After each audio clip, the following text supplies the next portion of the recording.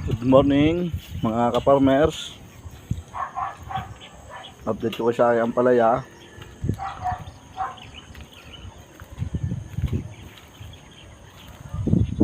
Ito nga yung ampalaya. Tama-tama ang pag-abuno ko. Naulan kahapon. Tumalab na siya ngayon. Ang ganda ng mga talbos. Dahil buko.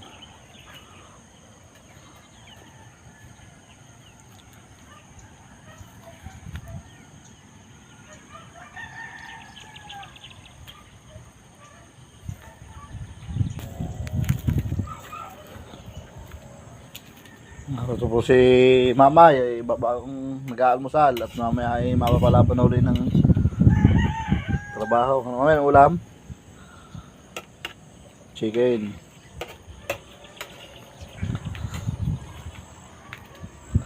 Bale, napalagay kong abuno. Sa ampalaya ay isang sakong winner, kalahati sakong nitrobor po. Dami mga nagbitin.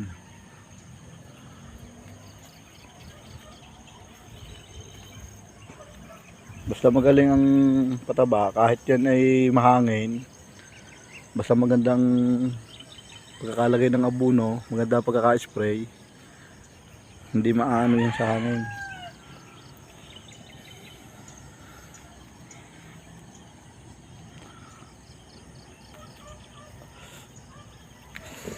Naku po, may natabas ang aking isang puno, may natabas ang magtatabas ko, isang puno. Nilagyan pa ng abuno.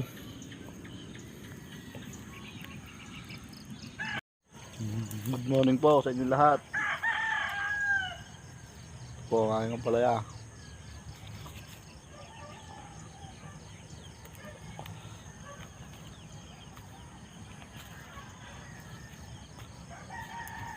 Marami na ulit mapipitas. Ito, pwede ito pitasin.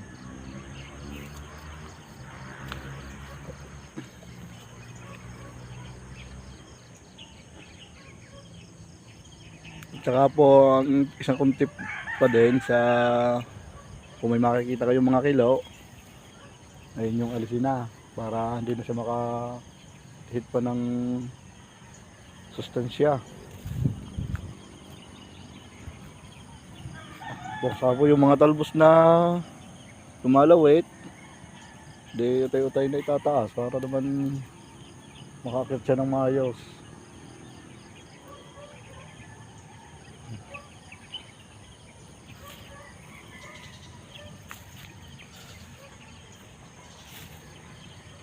Po.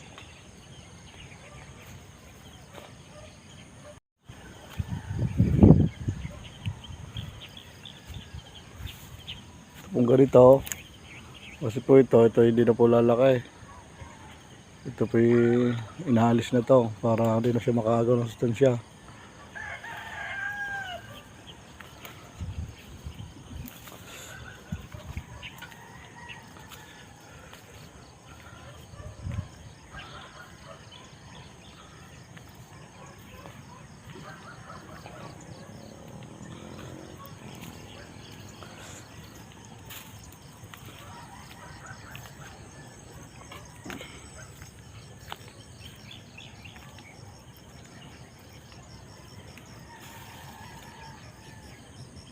Ang problema rin lang po sa akin ay nagbubuntunan ng mga dulo. At hanggat maaari, kung kaya paghiwa-hiwalayin, edi paghiwalayin para hindi siya magsiksikan.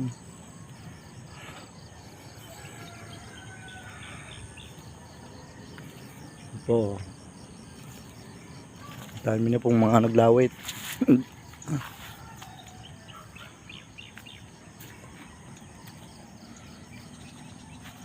Dahil po naglawit na bunga.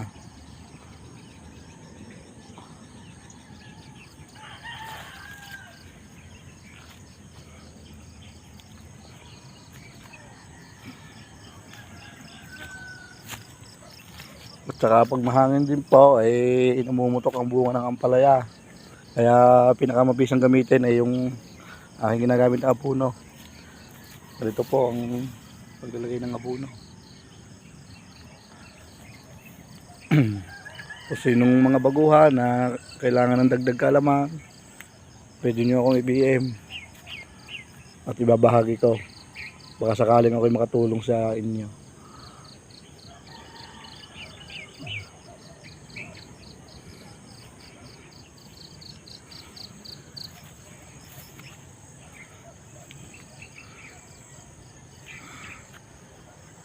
Dalawa na po natabas sa puno. Pare pang isa. Nalanta na din. Tinabunan pa. Basta yan iniputol, di na mabubuhay yan. Nilagyan pa rin ng abono. Sayang lang ang abono.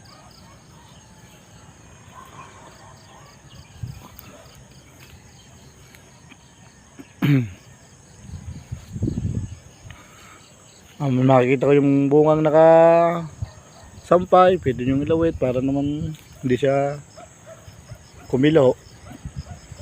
So dito yan po.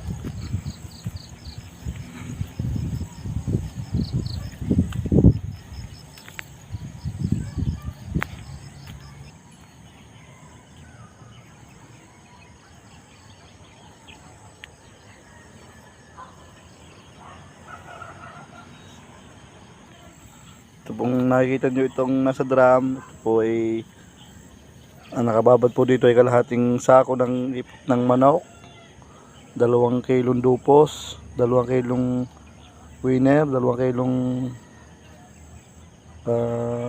nitrobor. Yun po ang aking ginagamit, pandilig. Yan po ang pandilig na yan, pampalaki ng bunga yan.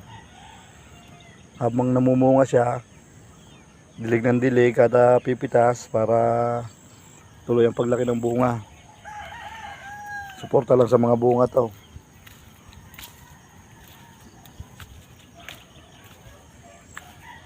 Bale ang isang puno, dumidilig siya ng 1 litro bawat puno. Nagagamit ko ditong tubig, nasa 10 drum kada dilig. 10 drum na tubig.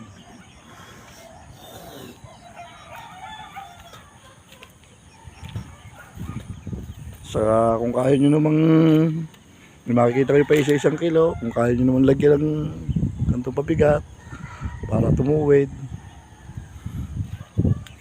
Kasi meron akong nilalagyan pa isa-isa.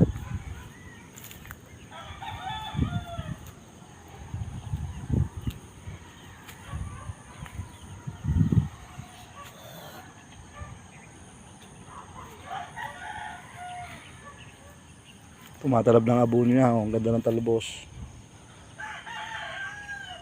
Tumatalab na.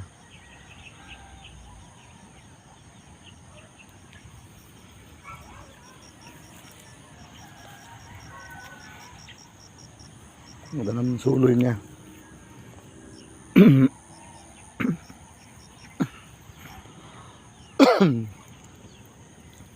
Sa kuparente para sa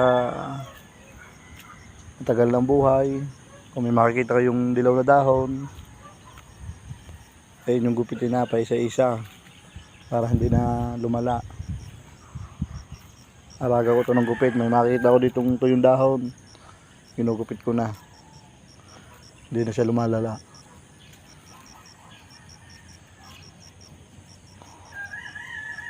Saka unang-una,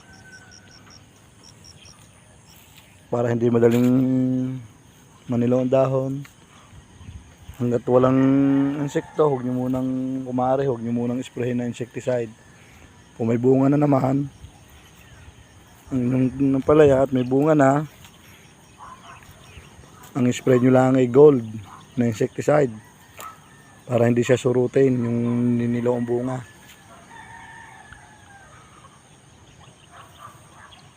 Dalawang beses nyo lang sprayin yan, wala na yan.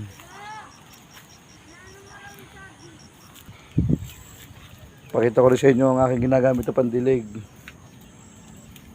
Kung kayo may sirang sprayer, hindi na nagagamit, sira na, ganito lang gawin nyo. Ayan, i-connect nyo yung hose, alsin nyo ng mga battery, alsin nyo ng lahat ng makina, alsin nyo na. Lagyan nyo na ng hose. Ayan. Para hindi na rin hirap magbitbit, naka ano na lang sa balikat. Para naman matsansya nyo kung 1 litro na inyong naidilig, kumuha kayo ng 1 litrong lalagyan, bilangan nyo kung ilang segundo bago mapuno. Okay, ganoon na rin ang inyong gagawin sa puno.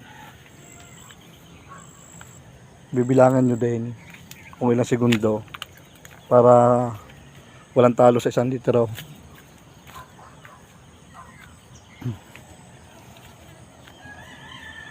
At kung ako'y mag-spray po naman ito ay 10 days bago ulitin, depende pag maulan, minsan 7 days. Kagandahan din ng spray ay hapon kasi ako nag-spray dito alas 3 hanggang alas 6. 2 drum na tubig ang nagagamit ko sa spray dito.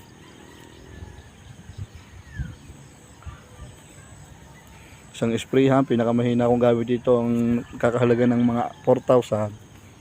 Isang sprayhan yun. Ito po ang pinapagamasan ko ng hindi na damuhin.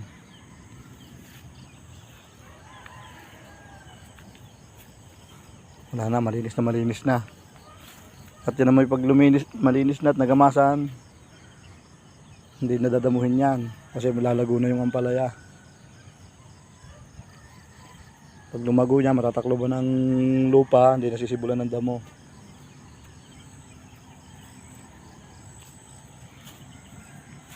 Ganda ng talbos.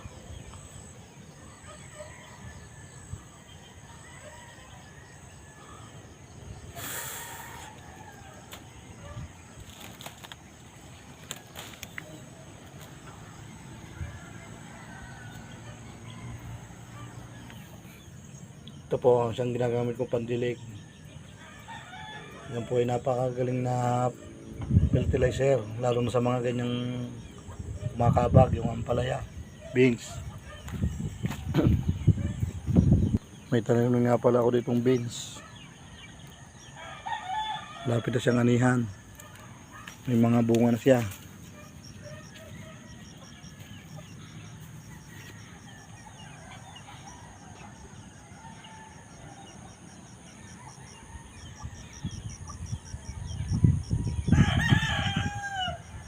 Mahal ang beans ngayon. 120 ang kilo sa bukid.